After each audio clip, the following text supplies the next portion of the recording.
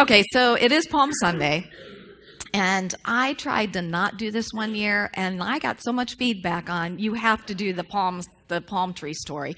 So I'm going to tie this in to Ken and Shug. But it is Palm Sunday, and I do love this story, and I love what this story represents. And so it is, and this is true, that a palm tree doesn't necessarily have deeply rooted roots, but what a palm tree does is it spreads its roots out really wide. So in that sense, it is very rooted and very solid. And what has happened before a hurricane comes is that scientists have gone out and they've measured the height of the palm tree. Well, then the hurricane comes. And of course, we know when the hurricane comes, winds are whipping around and the torrential rains and the palm tree is just, thrown to the left and thrown to the right, and it's thrown back in anguish and all over the place, and through this whole storm, all this stuff is going on until finally the storm is over and the palm tree is somewhat bent over. And then the sun comes out. And as the sun comes out, the tree then starts going towards the light. And before long, this palm tree is standing once again in all of its splendor. And the interesting thing about this is that what scientists have found is that when they go back out to measure the palm tree after this, that oftentimes they are 9 to 16 inches taller than they were before the storm. And I love this as a metaphor for as we're in Palm Sunday and we're going into Easter, that just because we're on this spiritual journey, and I think all of us could attest to this, doesn't mean that we're not going to experience anguish and pain and fear and loss. Yes? Yes. But what we know is that as we are committed to our spiritual journey, and as we are rooting ourselves and anchoring ourselves more deeply all the time in the knowing, in the remembering, as Shug talked about, that God is right where we are, that not just that God is right where we are, but that we are literally expressions of God, and that we can trust this, then whatever experiences that we have in life, whatever storms that we experience, that we will always be able to reach towards that light. And we will not just overcome, but that we will be more because of these journeys. And how many of us can attest to that as well, that it's through the storms of our lives that we have grown and we have become so more. So in tying this in to Ken and Shug, I know that there have been experiences in your lives as well where you felt the storms of life come. And the thing that we know about both of you is you have used these storms to become the brilliant lights that you have been for obviously many people, but in particular for our ministry for the past many years. So Ken, I'm going to invite you to come on up here. And I'm going to tell you a little bit about Ken and Shug for just a moment. Before we start, can I say something, please? No. I knew it wouldn't matter if I said yes or no, so I just thought I'd say no. I've got to give kudos where kudos are due. And I remember... Oh, but let's get your microphone.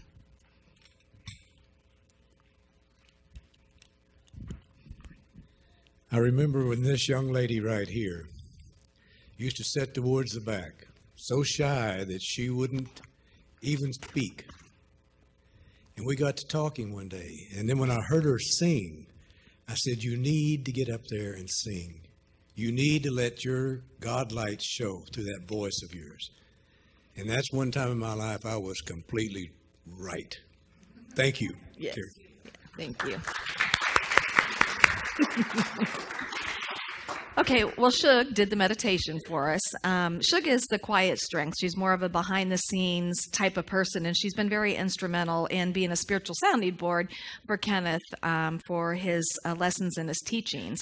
Now, she did take most of the licensed Unity teacher, which I'm going to refer to as L.U.T. courses, but she decided that she was a free spirit and didn't actually need to become an L.U.T.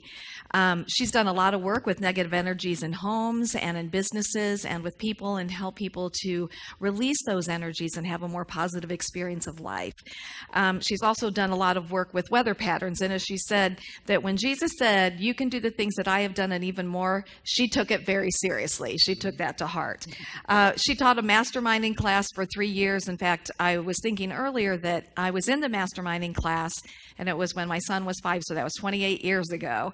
And it was just a really awesome group at that time. There were like 16 to 20 people that met every week, and we masterminded, and it really affected incredible change in all of our lives.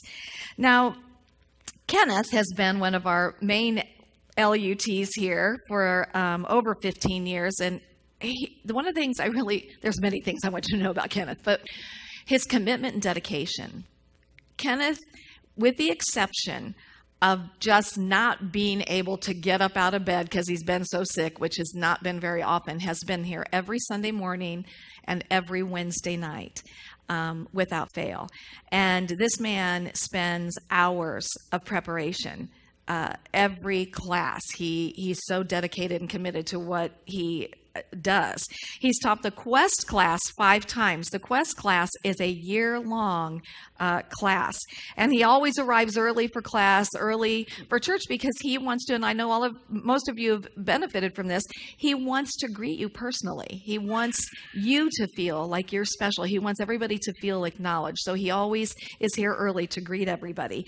He has a natural healing ability. How many of us have benefited from Kenneth's healing hands? Yes. And in addition, both he and Shug have served as prayer chaplains here for many years. And in fact, he and Shug worked in the Silent Unity prayer room up at Unity Village and were supervisors there. And he's going to tell us a little bit more about that. Now, other things that he's done, he's been the grill man for our annual picnics. He's helped with cleanup days. He helped paint the teen house and ushering. And of course, he filled in for me last minute occasions a few times.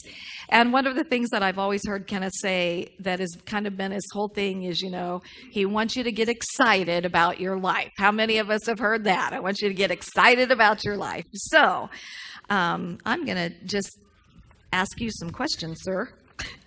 Oh, boy. So tell us a little bit about your life before you came to Unity. Well, I was born in Tyler, Texas in 1937, and I grew up in a little suburb of Fort Worth called Haltom City. And I had a little German grandfather that taught me a lot about life, but lost him way too early. He was a real inspiration. I played 3 sports in high school: football, basketball, baseball. But on the other side of me, I had that dual personality. And how many's lived in the 50s back here? You realize there was a lot of chain gangs and a lot of gangs and the people who were getting in trouble, teenagers who did things they shouldn't. And I got in a rumble on one Friday night down in Fort Worth, and my friend had a chain wrapped around his head and it killed him. And the guy that did it, I pulled my switchblade out and cut him open. I almost went to jail for that, but Spirit had other thoughts in mind.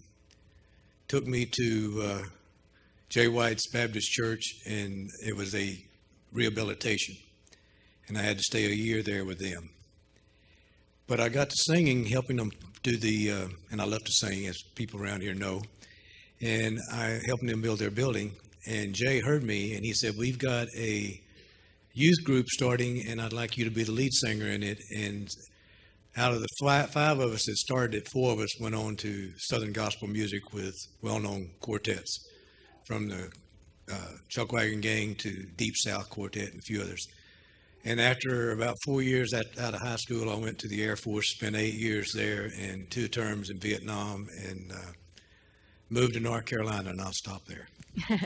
And I love this part of his story because it does remind us that no matter where we've been, there's always that opportunity for change and growth. And I think it helps us to also remember that in people around us that we see, and a lot of times some of our younger people, that there's always that opportunity for change and for opening up. So how did you find your way to Unity? How much time you guys got? Got a whole day. When I was in North Carolina, my first wife and I moved down there, and I started going. She was Episcopalian. I started going to the Episcopal Church and started studying to become a Episcopal priest. And Father Carrier was the minister there. There was a black Episcopal church that had no minister, and I used to go over and just be with them and try to help them along their spiritual path. And a couple of the young people were going to school with my kids, and I brought them over to St. Agnes. And after a while, for them to have Sunday school, and after a while, Father Carrier came up to me and said, "Kenneth, we cannot have those little black bastards in our church anymore." And I turned around to him, and if those people who know me know I speak my mind, and I said, "Well, if you wash your mouth real clean, you can kiss my butt." And I turned around and walked out, and I was out of church for 12 years. After that, I was down in a little place in Franklin, North Carolina, and Reverend Chad O'Shea, who was one of the craziest little wild Unity ministers I ever met, little Irish fella. And it was on St. Patrick's Day, and he was dressed up like a leprechaun. And he was just giving one heck of a good message, and I thought to myself, I want to know more about this, and that's what brought me to Unity. So I have to share with you that at the first service, and I didn't actually believe this, so I'm glad you told the truth this service. Because he said that when that minister said that he turned around and said, "Bless you." And I wanted to ask him at that moment, is that really what you said? Aha. Picky. Well, yeah, bless you. It can come out in many different words, right? So how did you end up becoming a licensed teacher? What motivated you to do that? Well, going on with the story from Chad and that I thought I want to know more about what Unity is all about. By this time, my wife and I had moved down to Greenville, South Carolina, and I was going to the Unity Church down there, and there was a lady by the name of Ruth Hopper who was going out to Unity Village to take the L.U.Ts, and we at that time we went out 2 weeks at a time, and you could go out 3 times a year. And once I got out there, I thought, boy, this is exciting, very exciting. And so I went back, and Ruth was going for the next one. It was like spring, summer, and fall. And she said, "Come on, let's go." I said, "I can't afford it." Well, the board met, and God works in mysterious ways. For the next 2.5 years, they sent me every session for 2.5 years and paid for the whole thing. And that's where I got my L.U.T. And so then ultimately you ended up at Unity Village and obviously met Shug there, working in the prayer room. So what can you tell us about your time up at Unity Village? What stands out as some of your memories there? Oh, boy.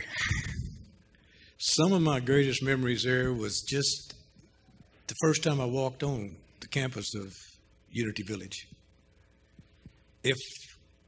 How many have been to Unity Village? How many would like to go to Unity Village?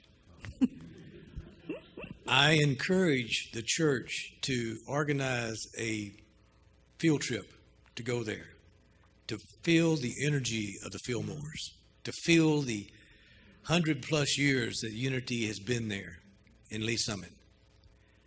My feeling there was when I first walked onto it that I was on holy ground. Mm-hmm. In the rose garden there by the fountains is where a lot of the ashes of those who have been cremated, including the Fillmores, over the years have been spread there. And as you sit there, you feel what it's all about. I was sitting there one day, and the next thing that I knew, I had a hand come over and placed on my shoulder. He said, "Young man," and I thanked him for that. He said, "Can I sit with you for a moment?" I said, "I'd be glad for it." And when I looked up at that face, I knew who it was. It was the first person that Bertil Fillmore ever hired at Unity Village, and that was James Dillett Freeman. And as I sat there, he told me things about the Fillmores, about the village, about the different teachers. And it was just, it filled me. It filled me. And it just made me want to spread what I learned let people know more about the beautiful message that Unity and the Fillmores give us. Right.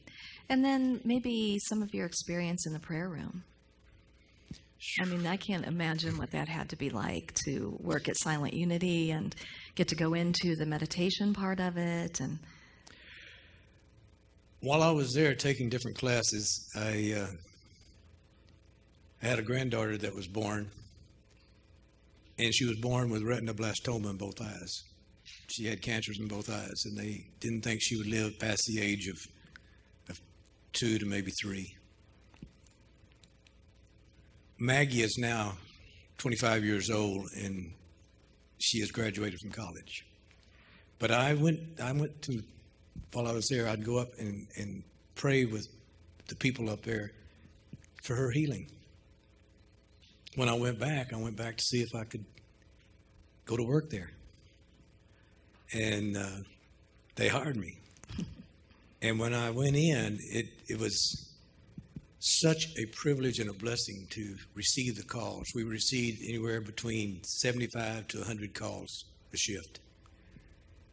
And I met this beautiful lady here. She was my supervisor when I started, and 20 years later, she still is.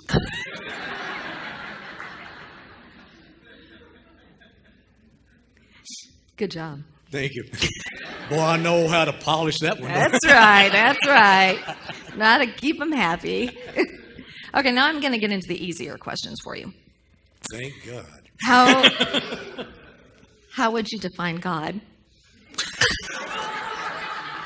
And she calls me a liar. What do you think? I learned from the best. Sue, you can't describe God. You have to experience God. And I thought when you first said that we were going to do this several weeks ago, I thought, how can I really define what my relationship with God is? And one day, Sugar and I every morning have our daily word, then we have prayer, we get an affirmation, we have our time of centering in with God. And the daily word on February the 23rd had this to say, and this pretty well, if I had to put it, this would be the way I was with my relationship with God. Jesus, the master teacher, often directed us to love in every situation. Knowing that God is everywhere present around me, within me, and as me, I embrace every opportunity to be divine love and expression. By appreciating nature, I am expressing love. In quiet contemplation and in joyous singing, I express love. In relationships with family, friends, co-workers, and brothers and sisters around the world, I express love. In my work, my play, my creativity, my service to others, and my teachings, I express love. Love exists as multitudes of expressions in my life. Beautiful. Thank you. Can you express a little bit more? I'm giving you questions I didn't tell you I was going to give you. Can you express a little bit more about like what you mean when you say, you know, God wants you to get excited about your life? Because when you say that, it's like power. What do I mean by that? How many has been in some of my classes? Wow. I say that quite often, and I normally bring it up when people are sitting around like this.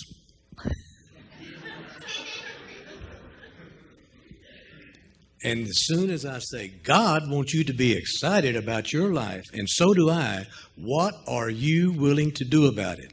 Right there, if you look around, every one of you has a little bit of a smile on your face.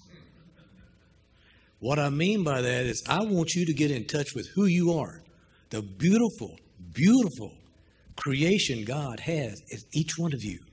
So unique that none is ever alike. But no one is ever shortchanged. No one is ever shortchanged. You are a powerhouse of God's love, and God depends on you to manifest it in your world. So, dang it, get excited. Get excited. So, following up on that. Oh, boy. Well, you know, we live in an interesting time where there's a lot of divisiveness. and a lot of change taking place. So my question is, do you think that as individuals that we do make a difference, and how do we do that? Yes, you do make a difference. You make a difference if you are taking that fifth principle and acting, and you make a difference if you listen to all the rest of them and don't act. God cannot get his love spread unless you're willing to be the spreader. And you are the only one that can do it in your own unique, beautiful, God-given way. Get in love with yourself. One of the greatest scriptures that Jesus ever spoke was Jesus said, love others as you love yourself. And you can't love others unless you love yourself. So, starting right now, get on a love relationship with yourself, and that makes a difference. And how do you feel about the future of Unity? I think it has an exciting future.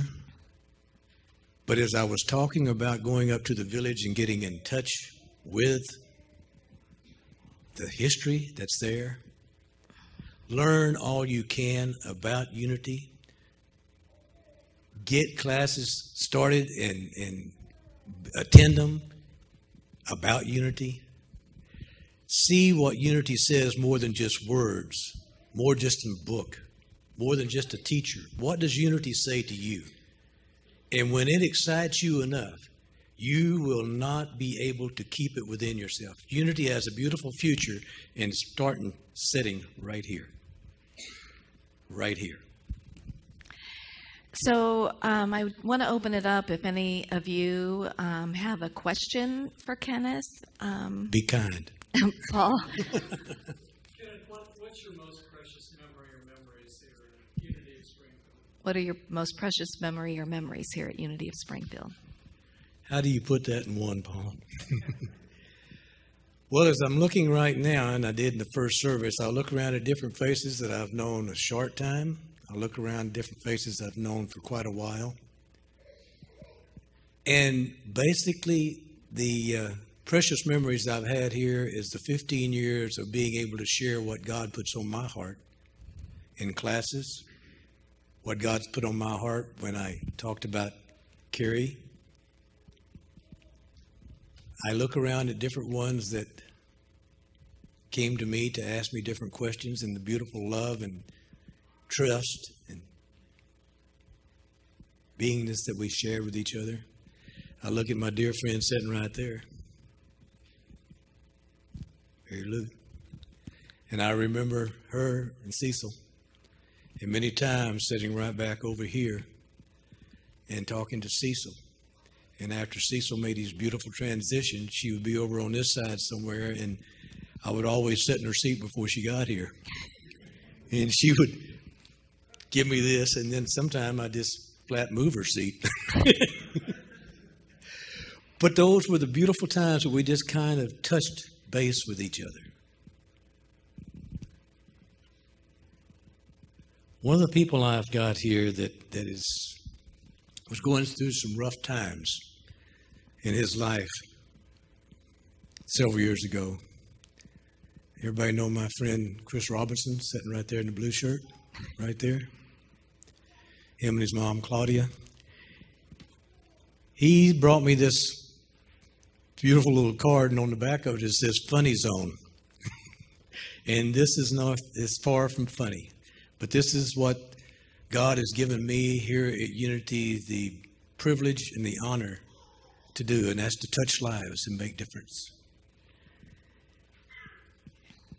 He starts this off saying, I know you like to pick on me in church, but when I was in my lowest, most depressed and miserable hour down in Nixa, you were there in an instant.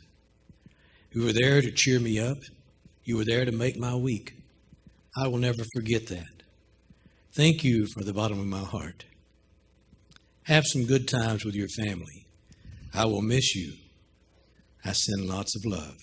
Chris. Oh. Thank you, Chris.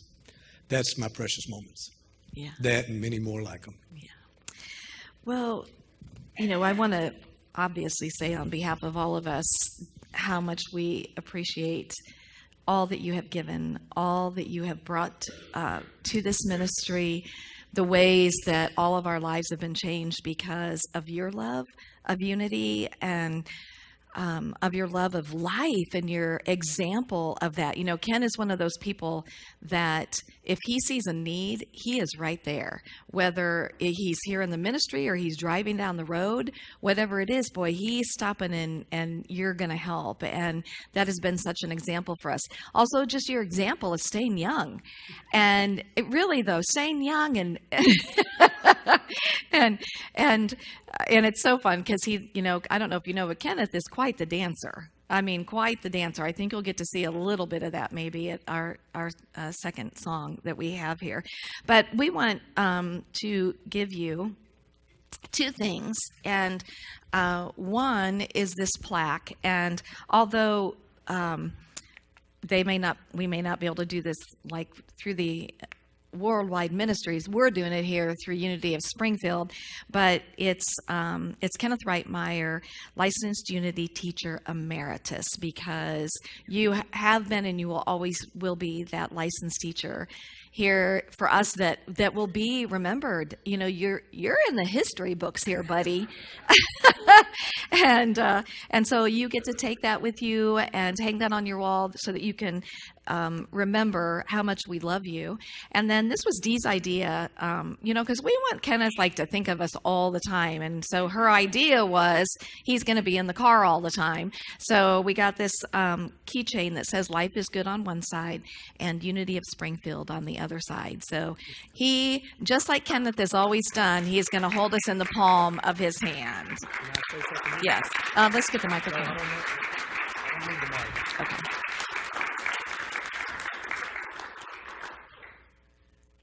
This is quite an honor, and I appreciate it very much. But I'm going to be in Childress, Texas, and if you folks would, put this on your wall so they can remember who Kenneth is. Absolutely. Absolutely.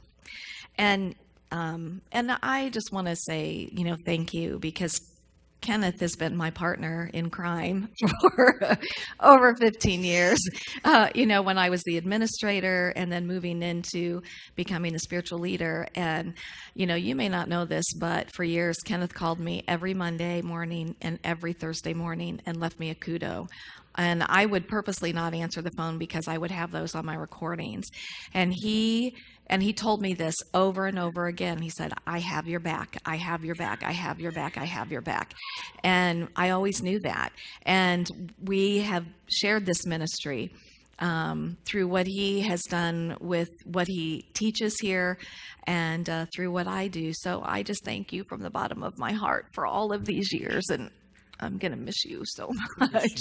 So I'm going to invite you to step down. Are you wrapped your mind around it yet?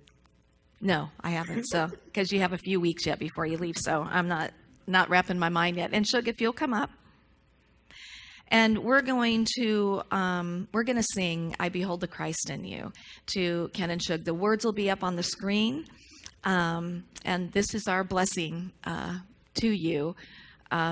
And gratitude to you, and our blessing for this next journey of your life. Somebody was saying today that so many times we have these opportunities to gather when somebody has transcended, and what a blessing it is that we get to be here with you today while you're alive, and tell you how much we love and appreciate you. So, exactly. Yeah. Okay.